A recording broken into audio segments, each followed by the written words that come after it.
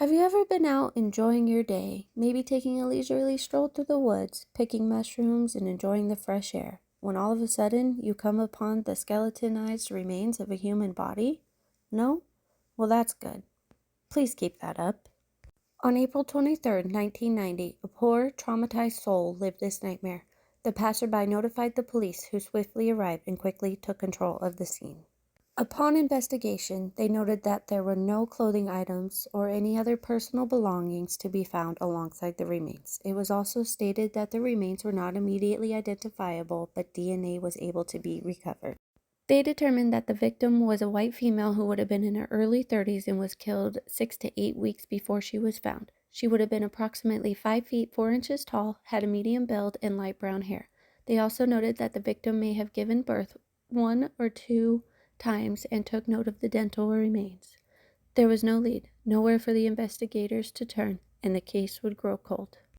It wouldn't be until mid-2000 that a clay reconstruction of her skull would be crafted. Officials hoped it would help to jog someone's memory and lead to identifying the victim. This process involves tissue markers on the skull to create a 3D sculpture of the victim. Forensic scientists in this case used a replica of the original skull to craft the face. Again, no leads. 15 years later, they decided to try something new: digital reconstruction.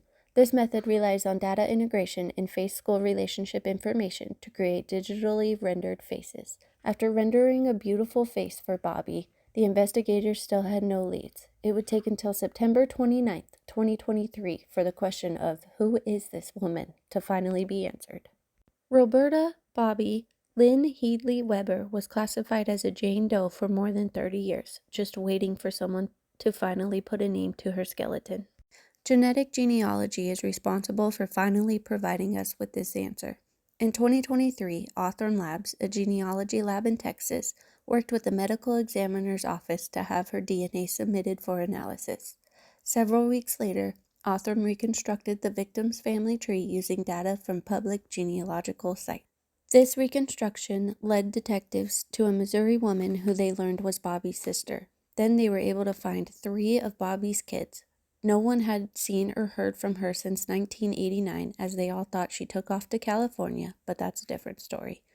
Bobby's sister and one of her daughters provided DNA samples for comparison, where they got a genealogical confirmation for a match to Bobby. Finally, over 30 years later, she had a name.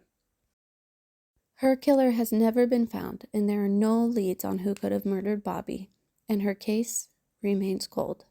However, Bobby is now identified, and that puts us one step closer to justice.